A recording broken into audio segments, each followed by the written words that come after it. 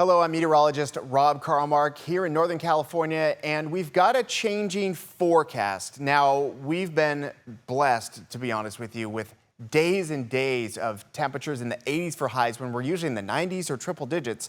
But guess what, folks? It's all about getting hot in our local area. Now, we still have some areas of relief. The higher mountains are going to be mostly dry, sunny, and cooler, and also along the coast because the ocean's so cold. We're going to have morning fog, afternoon sun, and much cooler temperatures. You'll see that on the map in a second. But that's really where you got to go. You got to drive to better weather because the consistent days in the low 90s and 80s are coming to a close very quickly today. For all locations, we're absolutely going to be in the red, above average, but that's the first time so far in August. Now, one of the things in the background, because the weather just hasn't been very conducive to extreme fire conditions, is that we've got nice clear skies. Tahoe looking absolutely great. No real smoky haze in the area. And even though we've seen a number of fires and more than 200,000 acres burned so far this year, it's mostly been in central Southern California. So for our local area, Northern California, things have been fairly quiet. And we're actually one of the rare spots in the entire country that has very low levels of smoke and haze at all, if you can find anything. We've got one decent fire in far Northern California that's producing some smoky haze, but most of the real action is going to be Southern California and just other states in Canada, to be honest with you.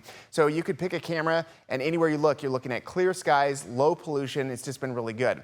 So since we're talking about some of the heat that's on the way, some of our local big lakes and reservoirs, they were nearly topped up all across the board. For Oroville, third year in a row, it's been 100% full. And because of evaporation and water use in general, it's been getting lower and lower. This happens, by the way, every summer. It tends to go all the way down until you get big storms in the fall and winter. Then those water levels start to come up. So they're still all in pretty good shape. Another place people like to cool down is Santa Cruz, where the water temperature is cold, 60 degrees. We've got a little bit of surf this upcoming weekend, 2 to 3 feet, mostly wind waves, short period, and a little wind. You can see your tides there as well. But even though it's foggy in the morning, it burns off, and you definitely want to wear some sunscreen. A lot of people get caught off guard by spending time. Hey, it's nice and sunny, but it's not that warm, so we're not going to get a sunburn. They get a sunburn.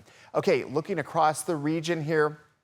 We've got temperatures, as you can see, entirely based on elevation. For Truckee, South Lake Tahoe, 6,000 feet up, you're looking at low 80s, a little bit lower in the foothills, mid 80s, valley floor, very close to 100 degrees. We've got 79 in Pinehurst, 99 in Merced.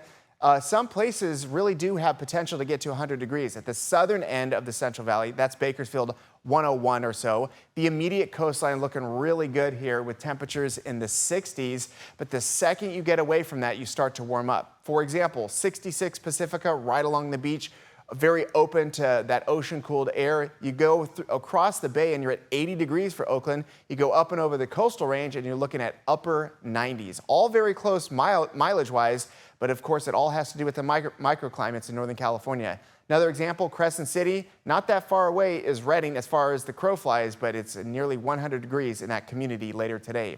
Patterson's got a chance to get to 100 today. Close to Sacramento, you're looking at our metro region, and it's going to be into the upper 90s for many locations. So we're going to break this up. 80s for the rest of this week for the mountains, the foothills 90s, and then for the coast a mixture of 60s and 70s. Over the next 7 days, we're looking at mid-upper 90s. Widespread triple digits, we're staying away from that for now, but absolutely some communities will hit 100, but at least it's only on that number or maybe a little bit above. Widespread cooling is on tap, but that's not going to happen till next week.